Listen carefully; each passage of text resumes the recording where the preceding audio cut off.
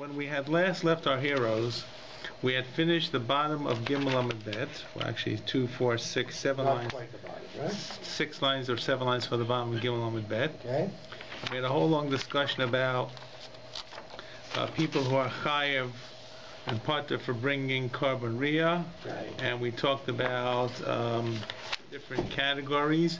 And the categories that we're now going to enter into now is a shota, okay, and we're going to talk about tumtum and androgynous, and then we'll talk about the katanim as well, okay.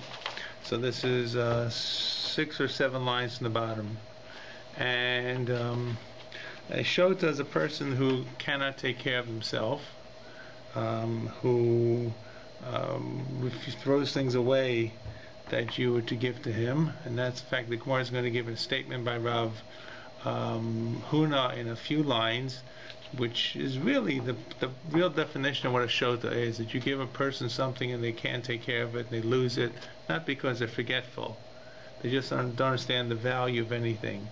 They're irresponsible, they need someone to look after them. It's not meant to be a special needs child, a person. It's not meant to be a person with a learning disability. Most of these people would not be considered shota. Most of these people can play a productive role in society, can look after themselves. So one does not need to have an intellectual ability, as long as you can be trained to do simple tasks and take care of oneself and look after oneself. That's considered a normal human being in Torah usage. And so I said and the issue about a shota will come up today, really primarily when it comes to the issues of gittin.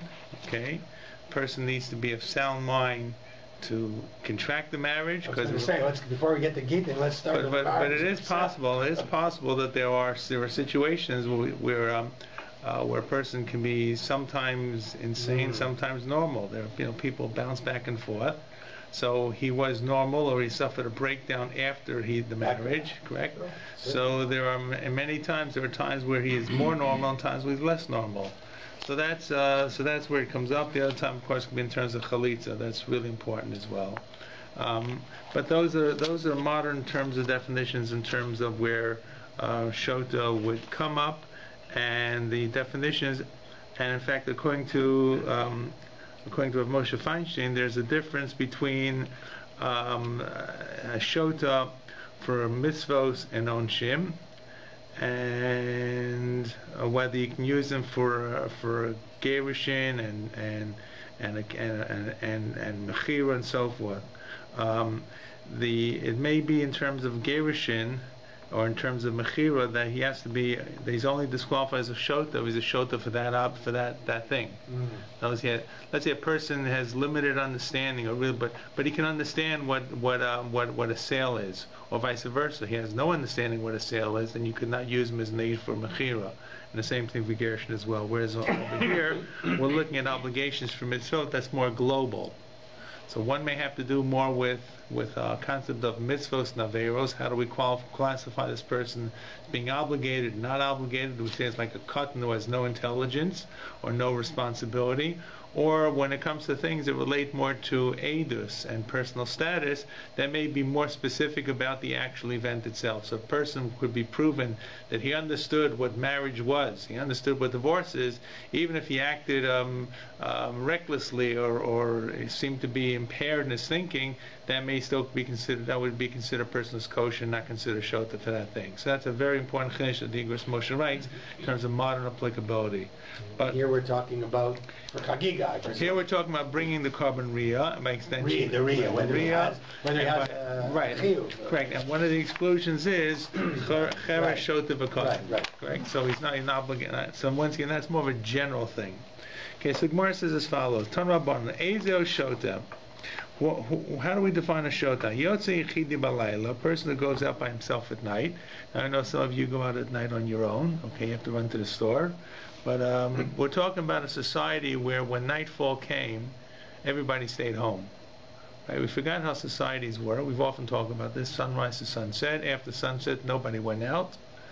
Nobody went out because there were no lights. So a person who is seen wandering around at night after something was not the right thing. But that was not just dangerous; it was irrational. But you couldn't see where you were going, and there was nothing to be had. There were no late night supermarkets. So one is Hayotze Yechidi Balayla, and he's going by himself on top of it. Okay, sometimes you hear stories of Alzheimer's patients who wander off on their own. That's a similar example of a shota Yotze Yechidi Balayla. Okay.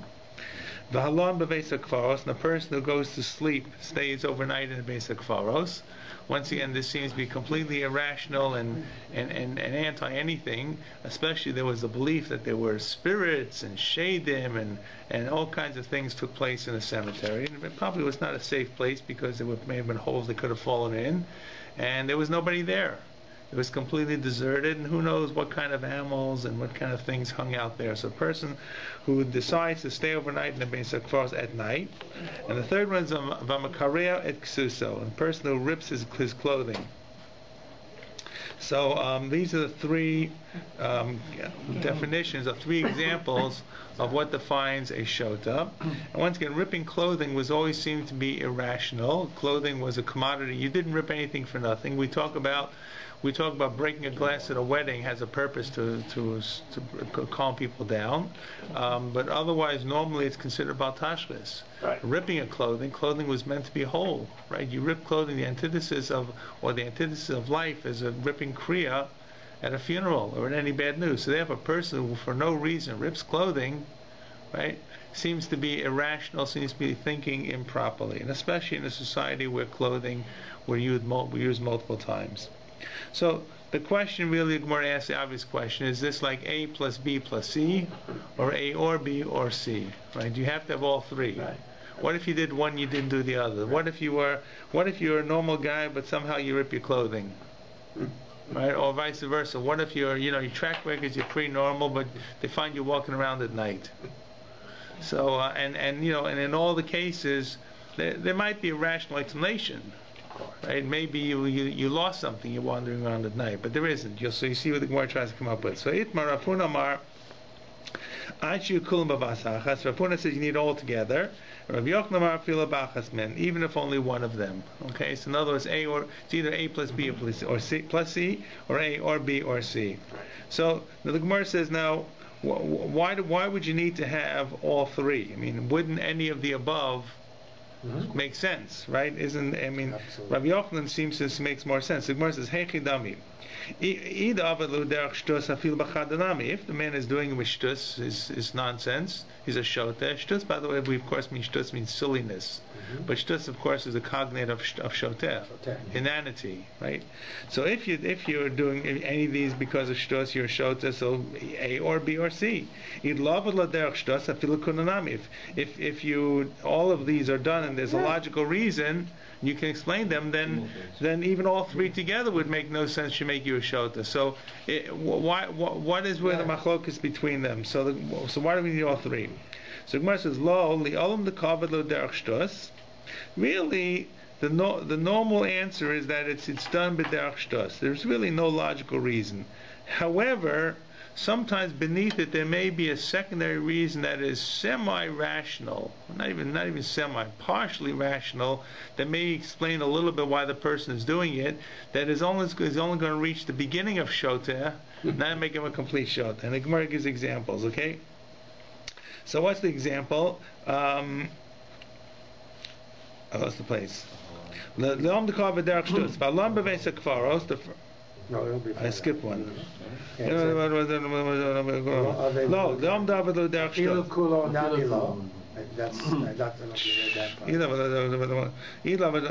try it again.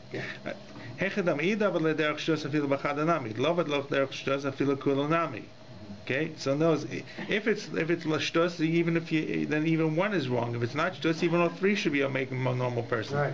So Gemara says lowly olam the kavod l'derech shtos. He did it b'derech shtos, but there's somehow a partial silly reason why he's doing it, which is balam beveis hakfaros emar kadei shetishva lo ruach tumahu dal kavod.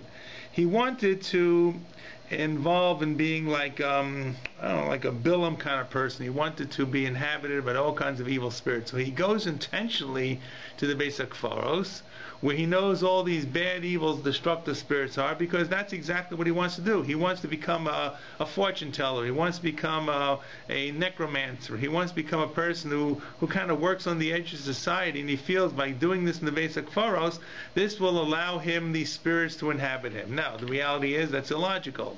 It's wrong. Probably illogical because maybe it didn't happen, and illogical because it's surely not what a normal person wants to do. It's a destructive kind of thing. But at least you see there's a seichel going on here. Okay, and the next one, Vayotze Yichidi Balayla, Amar Gandrippus Achte. So this Gandrippus means either he has some kind of melancholy, or he needs to go out for a night walk. Something happened that makes him feel, or that causes him to want to go out at night by himself. There's some kind of serious depression that he feels that is forcing him to wander at night. So in other words, it's like become a shota, but it's not really a shota. It's on the very edge. So there's a reason behind it. It's not simply it's completely irrational. His problem or his medical issue is making him do this. And the next one is Vamakarez Ksuso, and the person who rips the clothing. What's the reason for that? Says the Gemara, K'amor b'machshavashu. So maybe he's thinking. In other words, he's cogitating on things. He doesn't realize that he's ripping clothing. In other words, I don't know how to describe it, except sometimes you become very fixated, right? You probably can draw the analogy maybe with a piece of paper. Let's think about it this way. That's a lot easier. Well, you're thinking and thinking deep in thought, and you have a piece of paper, and suddenly the piece of paper rips. Now, a piece of paper is worthless. You're not going to cry about it. But I'm saying, it's the kind of thing that you really didn't intend to happen. Right? In other words, we've all had situations where we are so deep in thought we don't know where we are, right? And we end up somewhere else. So it's very possible that you could be doing a secondary item or a secondary thought, or maybe you're playing with a garment, because you didn't have paper in those days, the garment is worn out, and you rip the garment at the same time. So all of these are reasons behind it, and therefore A without B, and B without A, or A without B and C, and B without A and C without A and B, all have logical reasons behind it. However, if you strike out 3 times, if you do all 3 of these, there's enough for you to be considered a shot. In other words, it's like saying all of these are irrational, but the edge of rationality. So therefore, Kavan the Avdin Lakulu Havalu Kaval Kamish Shinagach Shor Chamar V'Gamal Nasamur L'Chol. So the Gemara gives an analogy that we have a shor. Shor is a shor tam, which is the first time an ox gores. Right. And once again, for us, it's hard to understand a society where bulls or oxen wander around. You have to see sometimes the YouTube clips that they show from India and third world countries where these animals are still walking around. So the oxen were semi-domesticated. Right? This is not the bull ring, but but every once in a while they got a little crazy. It's like saying like a wild dog. Most dogs are tame and domesticated, but think of if you live in a society where dogs were not domesticated, probably every once in a while someone got bitten by a wild dog. So every once in a while a shor would attack something. Shor could attack another animal. The first time it's called the shor tam. Second time it's called the shor tam. The third time it's called the shor muad. However, the reality is the shor could be a muad only for a certain specific kind of animal. So let's say the shor attacks another shor. So that may be because the shor felt threatened. There was turf issues going on.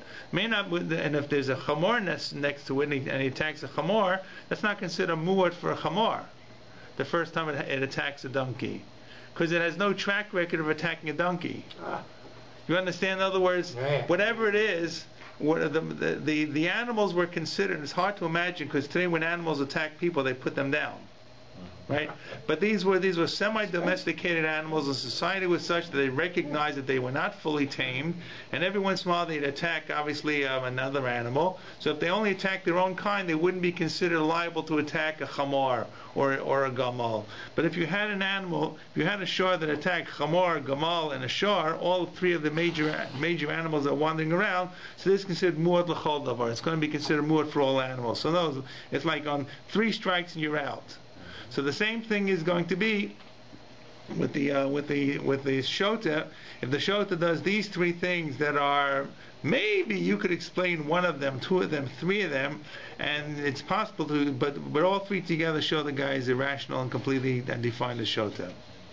Okay, so that's the three definitions the Gemara says, and then Rav Papa, and Rav Papa comes along and jumps up and says, Ish mi'alei Rav Huna hadatanya. If Rav Huna, who gave us the definition that you need all three of these items here, A plus B plus C, learned the following brisa, he would have agreed to it right away, which says, Ezo sh'datanya, Ezo shota, zehama'abed kol ma'shenosnim lo. What is a shota? A person who loses and can't take care of any of the smallest thing that you give them. If he had heard this, have hadabei. So Apuna would have retracted and said, that's a better definition, and you don't need A plus B plus C. That's the definition of what a shota is, and he would have recognized that would clarify what it is. So you don't have to ask the guy why you want him out at night. You give him something if he can keep, if he holds it or loses it. So Gemara has one question, one side point. Ibaylahu ki ave hadabe mimakarek susa hu the hadabe bay the damulaha odilma mikulu have hadabe. Notice when it says Rav Huna would have retracted, what does that mean? He would have retracted. The second choice is he would have retracted from A plus B plus C, or A or B plus C. What does it mean? He would have retracted only from the third one, which is ripping the garment. Ripping the garment is very similar to saying you can't take care of anything you give him.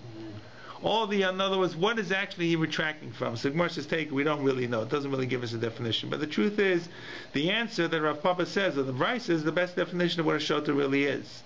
In fact, the Yerushalmi brings out this definition as a definition of shota.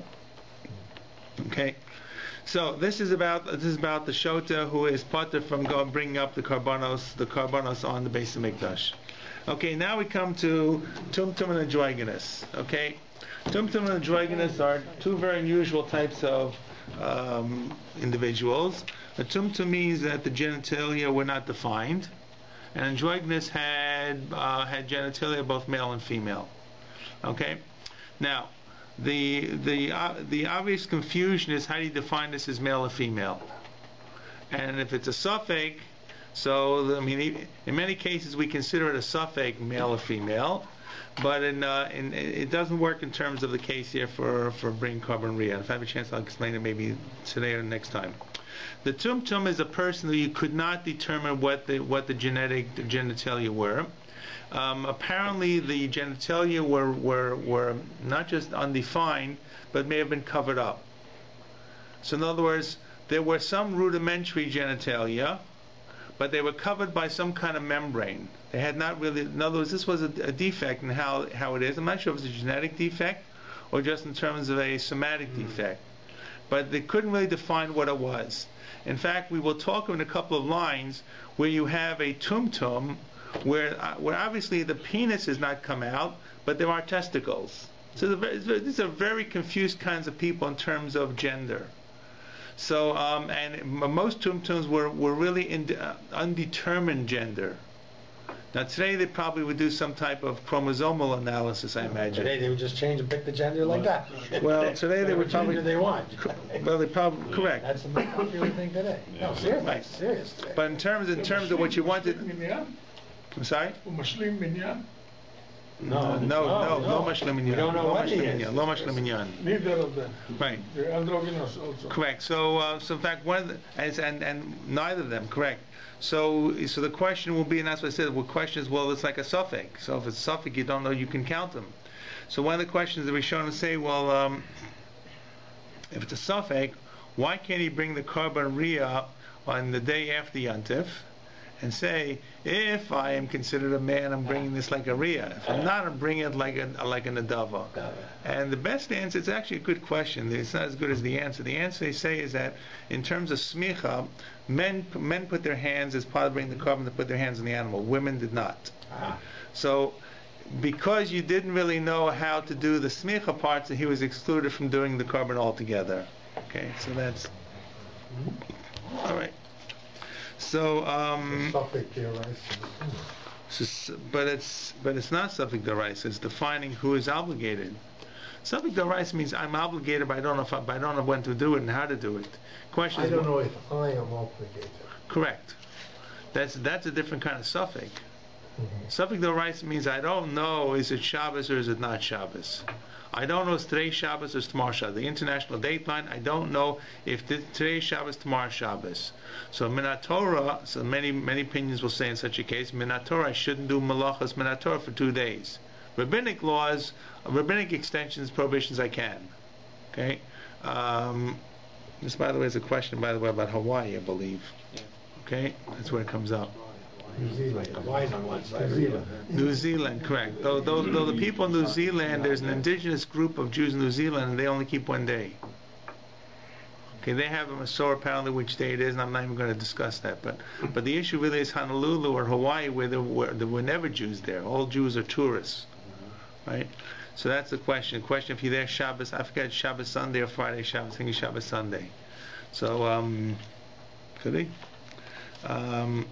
There's an argument of which there's 2 days. That was by the way that was the shaila about the yeshiva in Mir when they first came to Kyobe, Japan, before they moved to Shanghai. They sent the famous telegram. Right, correct, about Yom Kippur. Right. So, but I'm saying that's a suffix if I have to do something. If the question is if it's a suffix, am I defined? So Chazal defined this person, we don't know what they are. It's like we can't it really has almost like a separate kind of category that we can't define it as a male. Not that it's a suffix, it should or it shouldn't. So there's a different kind of suffix. Doesn't really come up in any other place. Because everybody, you either know what they are. Either a person is bar mitzvah or not bar mitzvah. Yeah, but this person in a way is even, you can't say there's a suffix whether he's a man or whether he's a woman.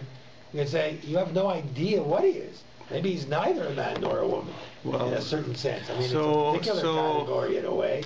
So that's hard to imagine. What happens if It was hard in those days. It's harder to imagine. What happens if the child was a girl and she wanted to become a male? What is nothing? That's today. So actually today, halacha would not recognize sex changes, gender changes. Halacha would actually consider that actually a castration from a strictly halachic point of view, without getting into the social ramifications and the modern political ramifications. But in the same way that you can't change a Kohen to become Yisrael to become a Kohen. But these are issues. In fact, one of the questions that comes up, and although it doesn't come up that frequently, sometimes I don't know what they do in the secular world, but there are very rare cases when they do a circumcision, where they many times they would use heat, and if they kind of zapped it with too much, there was cases where the male organs were destroyed. They would turn that into a girl because they couldn't restore the male organs, which has a whole. The only cases I ever read about were in the general culture, and I don't even know if it's done the same way anymore today. This is like 1 in a million where just something went wrong. But the bottom line is, it would be hard to accept. You can understand yourself in a halachic construct that a male is now going to be considered a female, regardless of what has happened to the genitalia. Right? In other words, a castrated male is still considered a male. Yeah. Right? There may be issues about marriage, and maybe issues about, in terms of deciding this and defining this, the person is a male. Okay. So I forgot which one of it was a Rabbi after the war, and it was clear what the Germans had done to him. He couldn't grow a beard. So and I don't know if it was chemical or whatever, but he was still a Rebbe. Right. Maybe it was Galen, I don't remember. Okay. Maybe the caliber. I can't remember, but the picture was pretty clear. Anyways, so let's something enjoy this. Let's try to understand where this is. So the Gemara really views this as a non-zachar. Why don't we say it like that? Whatever we define it as, it's not considered a full zachar, a part, or complete zachar. So therefore, if we talk about zechurcha, your males, this can't fit the definition. And the Gemara is going to go through that, how to exclude one. Tanrabanan. So once again, this Gemara is a drash kind of Gemara. Zachar, Probably Zachor, or it's probably Zachorcha. Well, Zachor. The first one they just have Zachor. Yeah. Oh, Zachor. But the pasuk is, it's got to be Zachorcha in one of the psukim. Well, they also have Zachorcha here too. The next Right. couple of words, right? So okay, Zachor from the beginning of Zachorcha, correct. The word is Zachorcha, and the beginning of the word is Zachar. So the fact is, it could have said just Zachar, male, lotzi et anashim. Zacharcha, your males, lotzi tumtum and androgynous. So it doesn't appear to be that your males are better than tumtum and androgynous. It's just it's like an extra word together with it. It could have said, I forget where the pasuk is about bringing karbanos.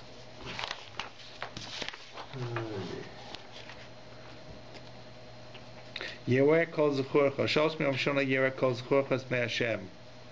Or shalosh miyam shana yerek kol zechorcha esmei Hashem ukecha makom hashem char. Okay, so this is that first page. But I'm saying it talks about zechorcha, So your males. It could have said shalosh miyam bashana yerek kol zechor esmei Hashem. What's zechorcha? It's obviously zechor. Your zechors. So therefore, the extra cha is an extra part of the pasuk to underscore that it's coming to exclude something else. So zachar obviously means to exclude a female, women. Zacharcha means you better be sure it's really a zachar to exclude a tumtum and a androgynous. That's the exclusion. And then the Gemara says, "Kol zacharcha l'rabos esaktanim." So there it says, "Shalosh ma'avashana yera kol zacharcha." All your males. So all is an inclusion. So we're including male under bar mitzvah. We're excluding that which is not a zachar. We're excluding that which is pretty much not a zachar, like tumtum and androgynous, and we're including that which would not think to be included, which is under bar mitzvah as well. So that's the drash that excludes tumtum and androgynous. Once again, when you're dealing with drash, many times that becomes the koveya for it. So the Gemara says, Amar Mar. Let's try to understand the drash. The Gemara goes back and... So far, though, we're saying that Ketanim are obligated, it sounds like. Correct. Right. We define... I didn't say at the beginning? No, we define... What a katan was, yeah. You carry him on your shoulder. So we have this dual pole. On the one hand, it seems to exclude katan. Right. On the other hand, we say the katan that can go on the shoulders can go. Right. So, we'll have to talk about what kind of katan we're including. But it seems some kind of katan could be included, and we're assuming at this moment this is a real drash. Okay. So the Gemara says, the Gemara, Amar Mar. So the Gemara tries to go back and understand what the drash is. Amar Mar means we're quoting you now part of the brisa. Zachar lo tziat anashim. So the Gemara says, Halam alikra. Why do I need a pasuk to exclude women? Michdei mitzvah seishes man gramahu. So it's a positive command with time. B'chol mitzvah seishes man grama nashim beturos. Okay, so that ought to be the rule. So by the way, you have to understand there are a lot of exceptions to this rule. Mitzvah seishes man grama nashim beturos. In fact, this is the best example that you see that this would not exclude it, right? But in many cases where it is nashim b'turos, it's really chayavos. So when it's the I need it because I could have thought ne'elef ria mehakel. We compare it to hakel. Mal lahala nashim chayavos, avkan nashim chayavos. We had this before where we compared ria to hakel. So the same way over there that women are obligated, so maybe women are obligated here. Right? So Kamash Malan comes to tell me, no, so this particular mitzvah, Kol Zechuracha, even though I compare it to Hakel for a number of other things, what did we compare it to before for Hakel? For Cheresh or for the person the person who was the person who was limping, who couldn't walk. Right. Correct. So you could have thought that we're going to compare it even for women. Kamash Milan is a chorcha that comes to it's only male and not female. Okay. Amar Mar. Now, so the Gemara says Amar Mar zechorcha lotzi tumtum and androgynous. So now the Gemara drills into this a little more about what do we define an androgynous and a tumtum for. Bishlam androgynous isra. I need the exclusion from androgynous. Salkadai dachamina hoavis leitzad zichos lechayev. I may have thought that androgynous, because he has dual genitalia, so I don't know what he is, but maybe he's like both. Tumtum, I don't know what he is. Androgynous has got both. So he's a bit of a female, he's a bit of a male. So I could have thought that would qualify him as a Zachar. Kamash Malan comes to tell me, Zacharcha lotzi and androgynous, the barrier bifnei atmahu, that the androgynous is considered not a suffix, the androgynous is considered a separate category unto himself. It's not both. Chazal define this, that a male is only male, a female is only female, and therefore this is a separate category. So that's why I understand why I need to exclude it, because I may have thought that he's a shtickle zachar. Not true. The Chazal view this separate category. El a tumtum, but a tumtum, whom I don't know what it is, because the genitalia are hidden. And if I were to do some kind of surgery, and I were to break beneath the skin, when I were to find some kind of rudimentary undeveloped genitalia, maybe that genitalia would be male genitalia. Maybe he is an undeveloped male, which I can never find. So latumtum sveikahu. So miistrach kra lemute sveikas, it's a suffix. So a suffix, I don't know what it is. So the Gemara has the opposite question: as a suffix, do I ever need to exclude it? With the androgynous, I could have thought it's a zachar. So it's overkill. The Gemara says no, that's as buried b'fnei atzah. With this, I thought maybe if it's a suffix, I can't define what it is. Why do I have to exclude it? So Gemara says, Rabbi. So Rabbi says, here's the example of this very unusual tumtum, kishabeitzav mibachutz, where his testicles are developed enough, or at least the sac is developed enough. They're probably rudimentary.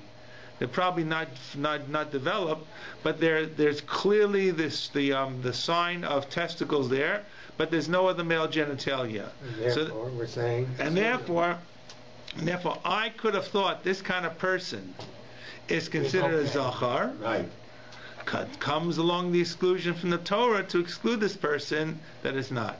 Right. Now that's what I told you, that the question is asked, but if a tumtum is a suffix, maybe the suffix should bring it as a suffix either the next day as a nadav or not.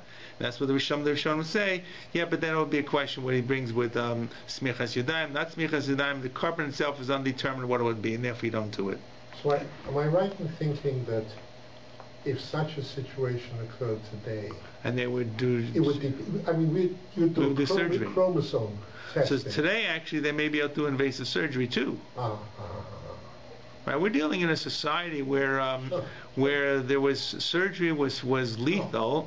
Right, right. A cesarean section, as Caesar was born, right, usually meant death for the mother. Absolutely. Today it's routine. Absolutely.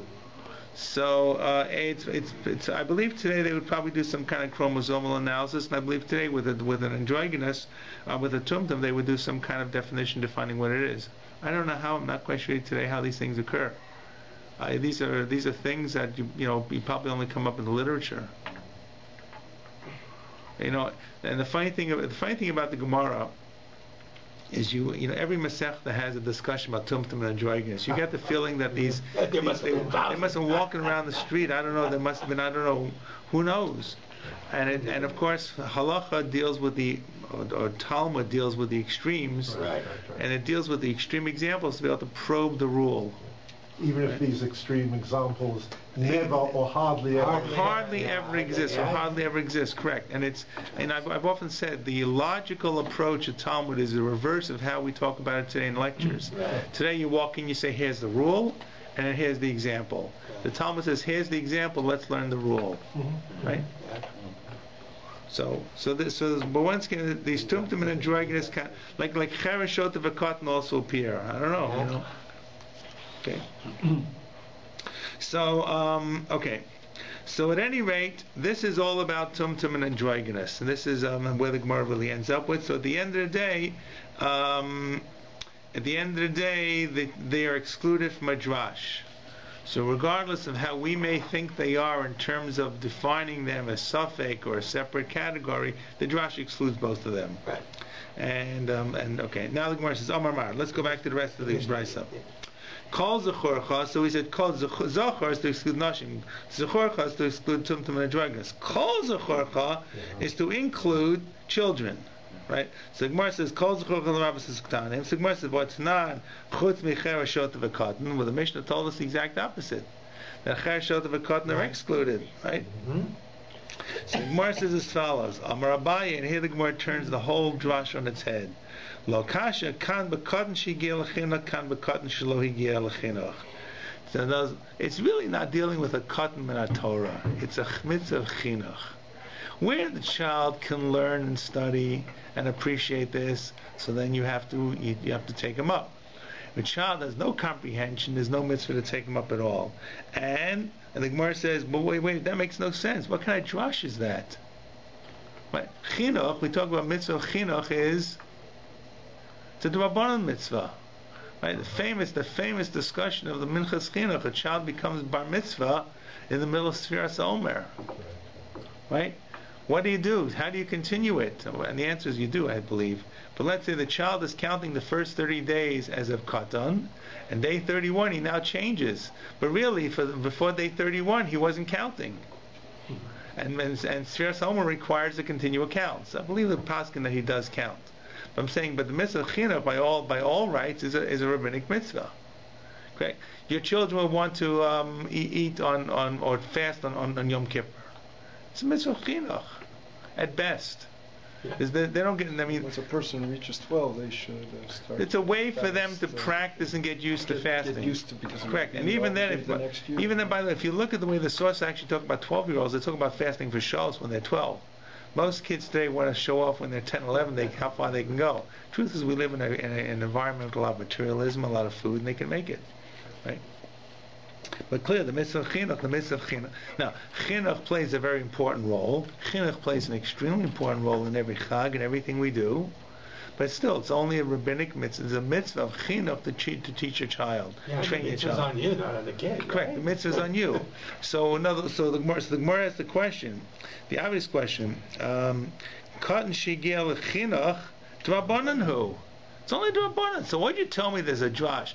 Zechor zachar lahotzi nashim. Call zechor chalotzi toner. Call zechor not lahotzi lahachnis larabos katanim.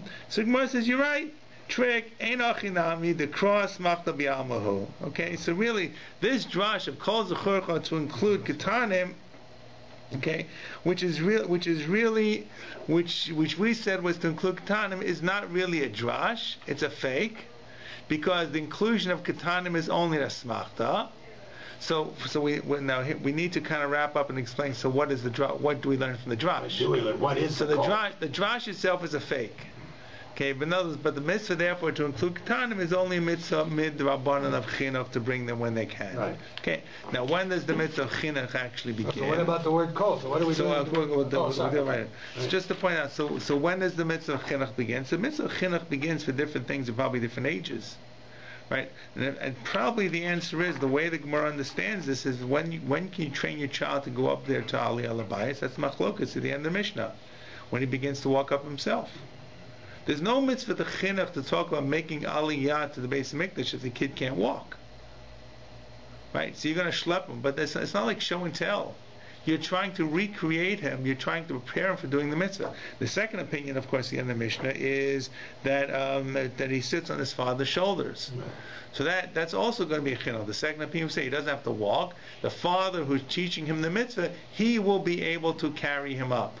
But he's got enough zitzfleish that he can make the trip. So notice, but I'm saying, but the years or the timing for chinuch is going to vary depending on when the child can either walk or be carried and make the trek up on his father's shoulders. But now we said we've left hanging. So what then does the word kol zechorcha come to work on?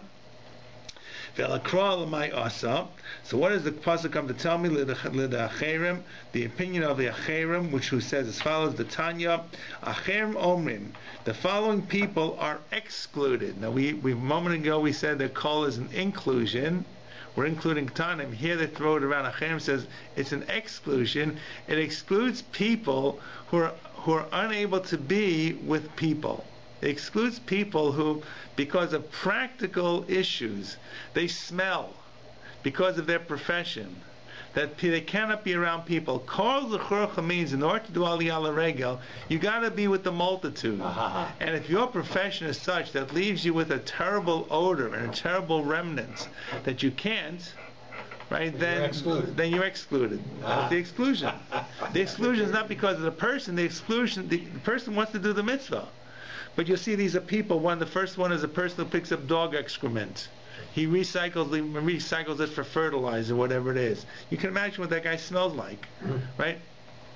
So all of these people are excluded because they cannot be with the Kol Zechorcha. So that's a funny kind of drash, right? Right. Okay. So Hamakametz is a person who picks up dog feces, Tzoas Klavim. That's what Rashi says. Rashi brings another interpretation. It's also someone who may be working on tanning, on hides. Okay? V'mitzaref nechoshes. Mitzaref nechoshes is a person who is digging out or refining copper. And apparently because of the ore and the minerals and the process, the smell of the refining stayed with him. I don't know what copper smells like. I don't know. So whatever. Okay, but probably to smelt copper and to filter it out, you needed other chemicals. So you needed chemicals to kind of change the the mass or the binding power to pull out the other impurities from the solution. So they may put in some really, really bad smelling chemicals. This guy is shoveling all the chemicals into the mix to bind to the impurities to leave behind the copper, right? The Borsky is the tanner. So the Borsky is the tanner. So Rashi gives two interpretations. Rashi says the Makametz is also a tanner. Now the reason, by the way, the tanner smelled so bad is because they tanned hides using urine or dung. Okay, they use dung to be able to. I'm not sure what they use, but they believe they use dung in order as a way to soften up the bacteria in there, and soften up the hide. I think in general, tanneries were considered awfully smelling places. Yes. It's urea, isn't it? I think maybe it was urea. it's That's what I urea. thought it was Okay, urea. okay, I don't know. In all the literature, it's always the tanning place that the Correct. It was outside town. It'd be the edge of town. Yeah, Right across. Yeah. whatever it is that they do. And in India, the untouchables. That's one of the professions. Tanning is historically the worst. So they wouldn't let him into the temple or So remember, these are all thousands of Jews who are walking together. Think of it as a stampede. Think of it as a human stampede. Think of it as people coming to Sholat Kol Nidrei, which is one of the few times that everybody comes together. Right? Do you ever stand at the door, try and get in the door, and there's all these hundreds of Jews? I don't know. I don't know. We don't. People here come in drips and drabs at other times, but there's or people getting out of shul at one time. There you go. Look it up there. Yeah. In other words, but anytime you're going to be in that proximity, so these people would their smell would be offensive. So I guess this is kind of funny kind of exclusion. Yeah, and these poor people. Because this poor guy wants to do the mitzvah. Exactly. I mean, we're not talking 1 year. We're talking in general, right? I don't know. There must have been a back door somewhere. They could always. Well, I don't know. Bad enough, as I said, to have that profession, which was critically necessary because so many things have to be made out of leather, right? I mean, certain leather and copper. Yeah. So one of the byproducts of smelting copper is sulfur dioxide. Is that what it says? Rotten eggs. Yes, it is. Sulfur dioxide is still a byproduct. Sulfur dioxide is, that's for sure. It's rotten eggs, yeah. So I And what guess did they use it for? Copper? Yeah, for smelting Really? copper, yeah. It's one of the byproducts. Now they capture it and they use it. One of my great-grandfathers was a coppersmith, but that wasn't... No, copper smith is not the same as a copper smelter. No. To pull the copper out, He bought the when you put flame, one of the Absolutely. byproducts is sulfur dioxide. And that would actually bind with it and pull it out of solution. No, I think they just threw. I just think they just throw a rock into a fire and they'd capture what ran off. I think that's how most of the old, when they used to smelt metal, they used to get a rock. Rock that had copper in it. Or had Yeah, but what did they use the SO2 copper for? nowadays. They'd just burn off. The copper Oh, nut the mouth is is the word would be I electric. think it was part of the ore. Yeah, so there's impurities in the Yeah, rock. it wasn't. I could be. So whatever it was, these were not very happy smelling people, and as a result, in this kind of situation, which has thousands and thousands and thousands of Jews coming together, so they exclusion. No, it sounds unfair, but what the Drash is saying is you have to have a situation where Kol Zechorcha can be there. You can't exclude the multitude. So if someone is going to be such a situation where he would, that person is going to be knocked out for the sake of the common good, I guess. Okay.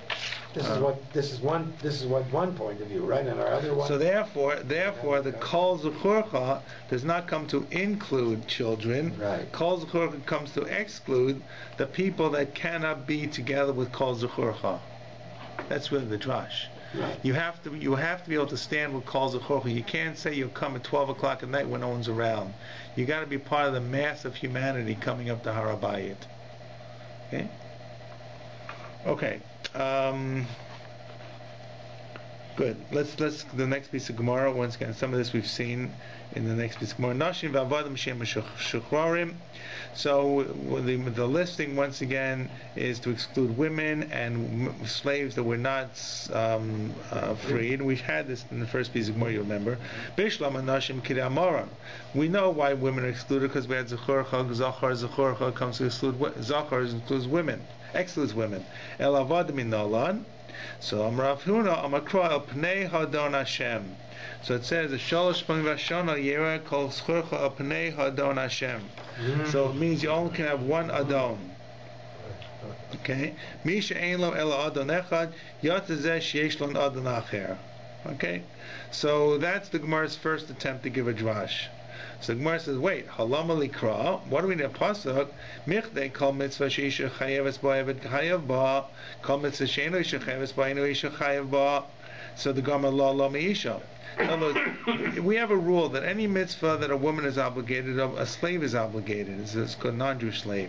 And therefore, any mitzvah that a woman is not obligated, a slave is not obligated, because we make the comparison to women. So in other words, you would normally say, therefore, that if women are excluded from bringing carbon riyah, a non-Jewish slave, we're not talking about Jewish slave, a non-Jewish slave, an Evet Knani would be excluded as well. What do we need a drash to tell me Pnei Adon?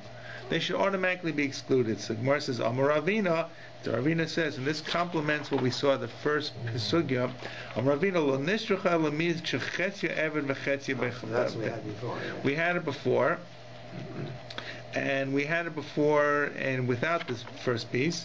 So is the drash of El Pnei Hadon Hashem is for a person that's Chetzio Eved v'Chetzio Ben Chorin. So that kind of person has, like, one day he's free and one day he's a slave. So the day that he's free, he's chayav like a man. So the economy, the katani nashim v'avadim she'ena meshuchrarim, my she'ena meshuchrarim. What do you mean avadim she'ena meshuchrarim? Ilay ma she'ena meshuchrarim klal lisnei avadim stam. If you mean they're not free, so you say avadim. We mean avadim are not free. Ella lav she'en meshuchrarim legamrei. It means that they're not fully freed; they're only half freed, and umayninu nuizim mishachetzi avadim chetzi ben chor shmaminov. Okay, you will recall that we had the Gemara, we learned it the first time, we had this sheet that said, this kind of person, you have to force the master to free the second master to free him and come up with a payback plan. Otherwise it's an impossible position. Correct. Otherwise, it's an impossible position, not because of Riyah, No, because of marriage. because of marriage and because of value for life. And Correct. the thing that bothered me here, and still bothers me, and I still never got an answer, was we're talking about an Evet Knani, Correct. right? So I guess the implication is that he is chayav, right, to bring Riyah, which to me is No. So therefore, so an Evet that's free.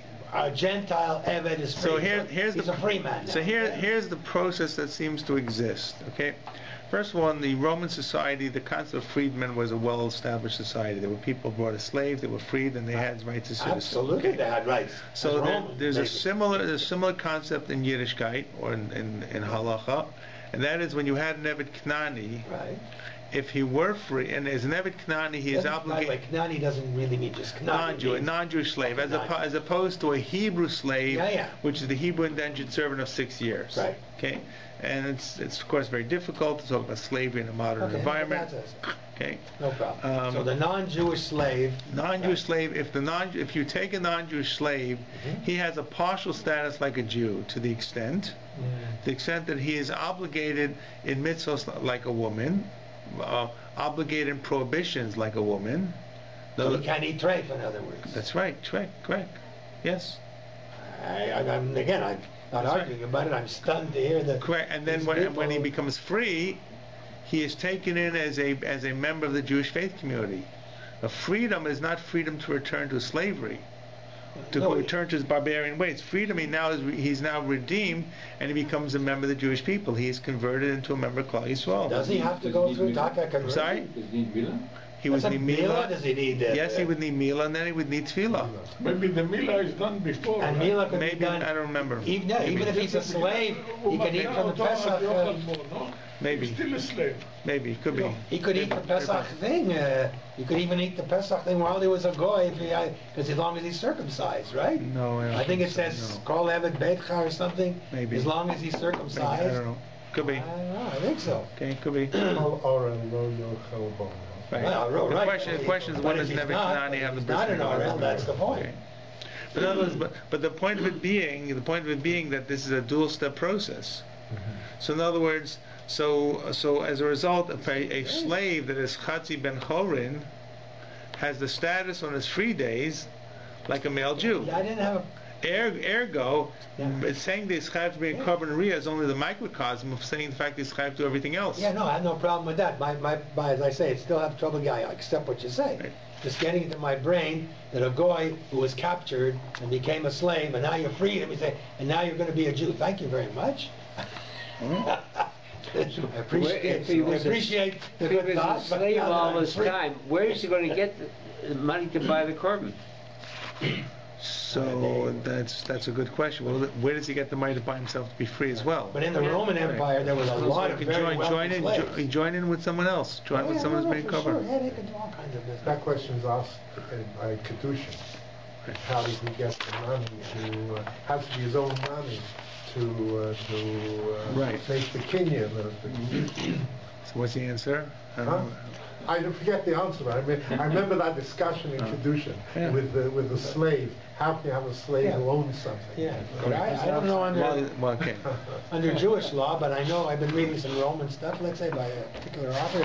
Slaves could have their own money, and they got quite wealthy and could buy themselves out eventually if they could make enough money. Right. So apparently they either had some free time or I don't know what. Right. So I mean, it was a fairly progressive society, and there were changes in status that was allowed. Well, there were still slaves. Freedmen could only go so far. They could not, of course, reach nobility. Right. It was certainly. Yeah. Is there a movie on that? No, that was the Buckshot. The Buckshot, England. Okay. So moving right along. What was it? Chagiga? Chagiga is the person who's lame. Okay. So once again, we have all going through the list of exclusions for korban riyah.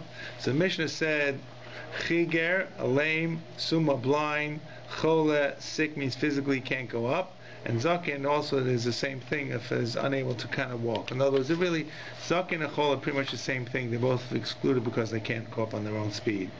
So the Gemara says, Tana Rabbanan, goes back a little bit to what we saw before. Right. Tana Rabbanan, regalim is shalish regalim, prat labali kabin. Okay, bali kabin are people with peg legs, right, artificial limbs. Davracher regalim, prat lechiger, ulechole, ulasuma, lezakin, l'shen yochola, los baraglo. Okay, so in other words, there are two things we learn out from it. Last time we saw this in Gemara, we had regalim and we had pa'amim. Right. Here, this brisa just seems to say that this davar acher is A or B. So, what is the second? The age. The answer is you got to go up on your own steam. That's right. Okay. You putter, my son. You got a deal. You putter. So you can go with your walker. Can you go with your? That's okay. He's on his own feet. Okay. So prat, so it's excluded. Chi yachol asum azog and shein yachol alas baraglav. So Gemara says v'she'ena yachol alas baraglav lasu yamai. Who else could be excluded? The person we excluded anyone else we thought can't go up. Chola and zakein. Who else can't go up? When a person who's a chagiga, who's lame, who else could there be? So Gemara says amarava lasuye mefanke. Okay, a person who is mefunak. A person who is spoiled about what? Carrying on a litter, like. No, even worse. To go up to Har HaBayis in certain places you can only go barefoot. So these are people who refuse to take off their shoes. Okay, and in fact, the Navi says, "Mi bikesh zos miedchem ramos chatzerai." Who needs this? Those who run through, trample my chatzer. The trampling is a sign that they're coming with shoes on. They're not taking their shoes off. So these mafan came, as it says. Well, here's the pasuk: "Dichsiv kisvol leros panai mi bikesh zos miedchem ramos chatzerai." It's pasuk in Yeshayahu Paragala from Shabbos Chazon.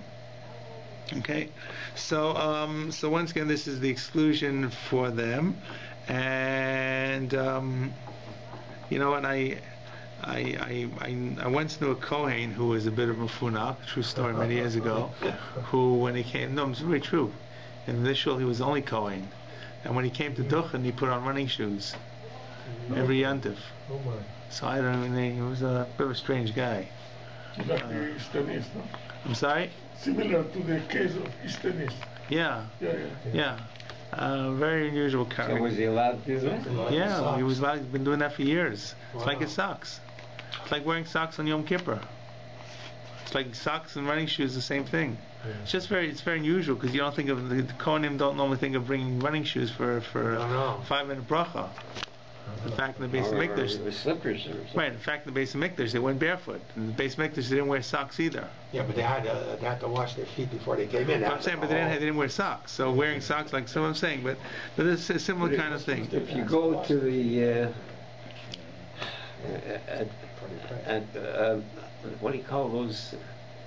The Arabs' place. Mecca. A mosque. Dome of the Rock. Yeah, no, in Israel, at the wall. Yes, the Dome of the Rock on top. Yeah. You They wash their you feet. have to take your shoes off. They won't let you in. No. So I was trying, when I prepared this, I was trying to remember, because I once went up to Har HaBayit with Machon Mikdash, and you have to go to the mikveh, right? It's kedusha. You have to prearrange this with people from Machon Mikdash who will be very happy to take you up, and there are only certain places they can take you to. Okay, they know the parameters, and you have to watch out because the Wak is watching you and make sure you don't pray. But I don't remember. I can't remember if I wore sneakers or didn't. Maybe I did. I'm trying to remember. You know, I think I must have. I think we did it in the summer because I was there. Because I don't always take running shoes. I may have been there for like Tisha B'Av, but I really can't remember. I remember the mikveh experience. I remember very specifically. Okay. I didn't know about the mikveh, but yeah, because they wouldn't allow us to. We had to take our shoes off. Yeah, well, maybe because everybody who goes into a mosque, the Muslim, I'm not talking about the mosque. I'm talking about the Dome of the Rock. Yeah. Well, we didn't go to the Dome of the Rock. We just went on the outskirts. But I really can't remember. Anyways, your shoes were outside. Yeah, I know. I remember. I went there myself. No, we did not.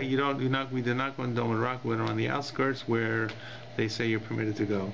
And Dome of the Rock is not permitted to go. Correct. Yes. That's right. You mean for Jews are not permitted to go? Because it's probably Kodesh Kodashim or similar or part of it. No, It's Kodesh.